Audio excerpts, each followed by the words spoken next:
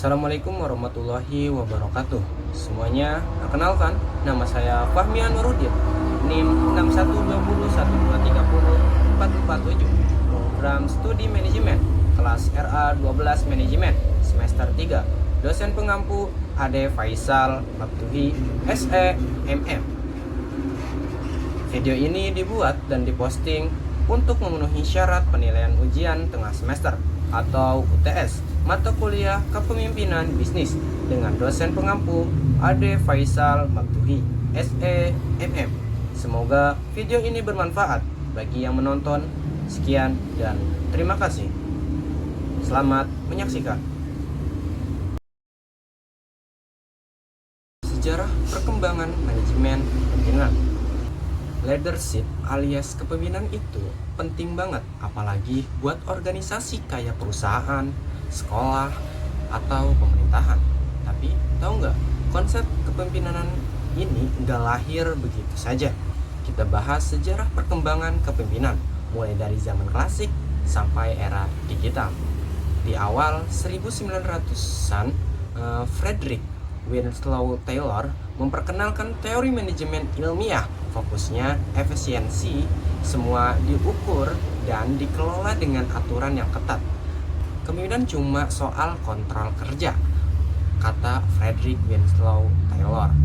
Era hubungan manusia fokus pada karyawan. Lanjut ke era hubungan manusia yang Elton Mayon bikin penelitian Hawthorne. Hasilnya, kalau karyawan dipeduliin kesejahteraannya, produktivitas bakal naik. Ini juga zamannya Douglas McGregor mengenalin teori X dan Y tentang gimana gaya kepemimpinan harus disesuaikan sama tipe karyawan. Yang ketiga ada era kontingensi, gaya yang fleksibel.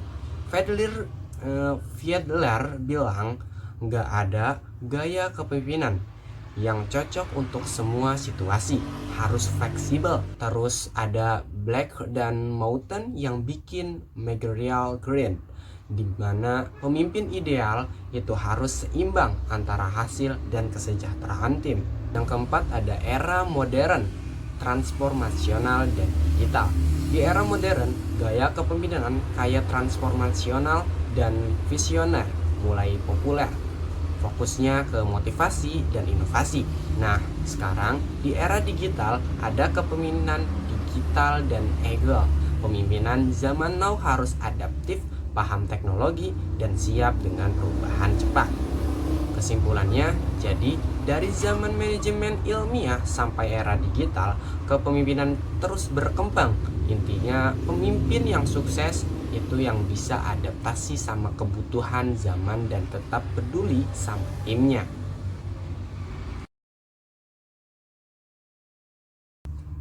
Selanjutnya kita akan bahas tentang kepemimpinan bisnis. Topik ini penting banget buat kamu yang mau jadi pemimpin keren di dunia kerja. Yang pertama, definisi kepemimpinan. Jadi apa sih kepemimpinan itu? Kepemimpinan adalah seni mengaruhi orang lain untuk mencapai tujuan bersama. Pemimpin gak cuma soal jabatan, tapi gimana kamu bisa inspirasi orang lain buat bareng-bareng sukses. Yang kedua ada gaya kepemimpinan. Setiap pemimpin punya gaya sendiri. Ada yang suka commanding, ada yang visioner, atau yang demokratis. Tapi ingat, gaya yang efektif itu tergantung situasi. Pemimpin hebat itu tahu kapan harus fleksibel. Yang ketiga, tantangan dalam kepemimpinan bisnis. Di dunia bisnis, tantangan itu pasti ada, dari konflik internal sampai keputusan besar. Pemimpin yang sukses itu yang bisa ambil keputusan cepat, tapi tetap bijak, berani salah, tapi belajar dari kesalahan. Yang keempat, era digital dan kepemimpinan modern. Zaman sekarang, pemimpin harus paham teknologi. Ini eranya digital, leadership dan agile leadership. Pemimpin nggak cuma duduk di belakang meja, tapi bisa memimpin tim virtual dari mana saja. Yang kelima, nilai-nilai pemimpin hebat. Pemimpin yang hebat punya nilai-nilai penting. integritas, empati, dan visi yang jelas. Dengan nilai ini, kamu nggak cuma jadi bos, tapi juga jadi panutan bagi karyawanmu. Intinya kepemimpinan bisnis itu tentang kombinasi antara kemampuan memimpin dan memahami orang. So, siap jadi pemimpin masa depan? Mulai kembangkan dirimu dari sekarang. Topik ini penting banget buat kalian yang ingin menjadi pemimpin hebat di dunia bisnis. Yuk kita mulai. Apa itu kepemimpinan bisnis? Kepemimpinan bisnis adalah kemampuan untuk menetapkan tujuan yang menantang, memberikan arahan, dan menciptakan budaya perusahaan yang positif. Intinya, ini tentang bagaimana menginspirasi tim untuk bekerja maksimal dan memenangkan persaingan. Seorang pemimpin itu seperti kapten kapal tanpa arah yang jelas. Kapal bisa saja tersesat jika pemimpinnya tidak benar. Teori kepemimpinan. Ada beberapa teori penting. Yang pertama, teori sifat. Pemimpin lahir dengan sifat-sifat bawaan seperti percaya diri dan tegas. Yang kedua, teori perilaku. Kepemimpinan bisa dipelajari seperti belajar fokus pada tugas dan hubungan. Yang ketiga, teori situasional. Gaya kepemimpinan harus fleksibel sesuai dengan situasi. Jadi, pemimpin itu nggak harus lahir seorang pemimpin. Kita semua bisa belajar jadi seorang pemimpin. Gaya kepemimpinan, pemimpin punya berbagai gaya.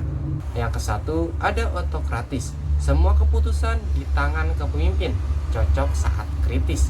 Yang kedua, ada partisipatif. Melibatkan tim dalam keputusan, bagus untuk membangun kepercayaan. Yang ketiga, transformasional. Menginspirasi tim untuk mencapai potensi terbaik. Kuncinya adalah adaptasi.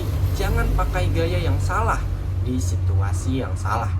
Pemimpin punya tanggung jawab besar seperti membuat visi yang jelas, menciptakan lingkungan kerja positif, memberikan motivasi dan dukungan, mengelola konflik agar tim tetap solid. Ingat, pemimpin itu seperti jembatan, harus menghubungkan dan mendukung tim. Yang ketiga, tantangan pemimpin modern. Pemimpin zaman sekarang menghadapi banyak tantangan. Yang pertama, perubahan teknologi yang cepat, keragaman tenaga kerja, ketidakpastian ekonomi global. Solusinya tetap belajar dan berkembang. Jadi, kepemimpinan bisnis itu kuncinya ada di visi, adaptasi, dan inspirasi. Pemimpin yang efektif bukan hanya mengarahkan, tapi juga membangun dan menginspirasi tim. Kita bahas topik seru tentang manajemen, kepemimpinan, dan pengembangan organisasi. Ini adalah seni dan ilmu pemimpin yang bikin organisasi kita sukses. Manajemen kepemimpinan adalah kombinasi perencanaan, pengarahan, hingga pengendalian. Tapi lebih dari itu, pemimpin yang hebat nggak cuma ngatur mereka, juga menginspirasi tim dan menciptakan lingkungan kerja yang positif. Pemimpin yang baik itu kayak katalis, bikin timnya terus bergerak maju. Adapun jenis gaya kepemimpinan, ada beberapa gaya yang bisa diterapkan. Yang pertama, ada transisional, fokus pada imbalan dan konsekuensi. Yang kedua, ada transformasional, menginspirasi perubahan dan pertumbuhan. Yang ketiga, ada berwibawa, menjaga hubungan erat dengan tim. Yang keempat, ada demokratis. Semua anggota tim dilibatkan dalam keputusan. Kuncinya adalah memilih gaya yang pas dengan situasi dan kebutuhan tim. Adapun kepemimpinan strategis, pemimpin strategis harus fleksibel dan adaptif, terutama di situasi sulit. Contohnya, bagaimana pemimpin mengatur kerja jarak jauh selama pandemi. Fokusnya adalah membuat visi, mengelola resiko, dan memastikan sumber daya digunakan secara efisien. Adapun tantangan dan faktor pengembangan kepemimpinan, Tantangan pemimpin modern yang pertama ada kemajuan teknologi seperti AI, keberagaman dalam tim, kesadaran terhadap keberlanjutan. Jadi, pemimpin sekarang harus pinter teknologi sekaligus punya hati untuk memimpin dengan inklusif. Pengaruh kepemimpinan terhadap organisasi kepemimpinan yang baik punya manfaat besar. Yang pertama, meningkatkan komitmen dan produktivitas. Yang kedua, membuat tim lebih inovatif. Yang ketiga, mengurangi pergantian karyawan. Pemimpin yang hebat bukan cuma jadi bos, tapi juga mentor yang bikin tim berkembang. Kesimpulannya, kepemimpinan itu bukan cuma soal hasil, tapi juga proses. Pemimpin yang baik mampu mengarahkan, memotivasi, dan menginspirasi tim untuk mencapai tujuan bersama. Dan yang penting, mereka terbuka pada masukan dan terus belajar. Kita akan membahas topik penting yang memengaruhi setiap organisasi, yaitu kepemimpinan, motivasi, dan perilaku kerja. Kepemimpinan adalah seni mengaruhi orang lain untuk mencapai tujuan bersama. Pemimpin yang baik punya 3 karakter utama. Yang pertama, visi yang jelas. Mereka tahu kemana tim harus melangkah. Yang kedua, komunikasi efektif. Pemimpin yang sukses mampu menyampaikan ide secara jelas dan mendengarkan timnya. Yang ketiga, teladan positif. Mau menginspirasi, mulailah dari diri sendiri. Motivasi adalah bahan bakar utama untuk mencapai tujuan. Ada 2 jenis motivasi. Yang pertama, motivasi intrinsik. Dorongan dari dalam seperti keinginan belajar atau menyelesaikan tantangan. Yang kedua, motivasi ekstrinsik. Hadiah dari luar seperti bonus atau promosi. Tipsnya, kenali apa yang memotivasi diri kita dan tim kita. Misalnya, apakah kita lebih termotivasi oleh penghargaan atau rasa tanggung jawab. Yang kedua, perilaku kerja. Perilaku kerja adalah bagaimana seseorang berperilaku di tempat kerja. Faktor yang mempengaruhinya yang pertama, lingkungan kerja. Apakah mendukung atau justru penuh tekanan? Yang kedua, gaya kepemimpinan. Pemimpin yang mendukung, mendorong tim untuk bekerja lebih baik. Yang ketiga, motivasi. Tanpa motivasi, perilaku kerja cenderung menurun. Contoh sederhananya, jika tim merasa dihargai, produktivitas mereka akan meningkat. Jadi, teman-teman, kepemimpinan, motivasi, dan perilaku kerja adalah 3 hal yang saling berkaitan. Pemimpin yang inspiratif menciptakan motivasi yang tinggi, dan motivasi yang tinggi menghasilkan perilaku kerja yang positif. Ingat, setiap dari kita punya potensi untuk menjadi pemimpin, asal kita terus belajar dan mau memahami orang lain. Terima kasih. Kita akan membahas topik menarik dan relevan, tren dan perspektif manajemen kepemimpinan. Dunia terus berubah, begitu pula cara memimpin. Tren kepemimpinan modern. Yang pertama, kepemimpinan digital. Di era teknologi, pemimpin harus paham digitalisasi. Transformasi digital bukan hanya alat, tapi cara baru untuk memimpin tim lebih efektif. Yang kedua, empati dalam kepemimpinan. Pemimpin kini dituntut lebih memahami kebutuhan karyawan, bukan hanya hasil, tapi kesejahteraan tim menjadi prioritas. Yang ketiga, kepemimpinan inklusif. Memimpin dengan melibatkan semua pihak, inklusivitas, membuka ide-ide baru dan menciptakan lingkungan yang inovatif. Adapun perspektif dalam kepemimpinan. Yang pertama, pemimpin sebagai mentor. Kini, pemimpin bukan hanya atasan, tapi juga mentor. Tugasnya adalah membantu tim bertumbuh dan belajar.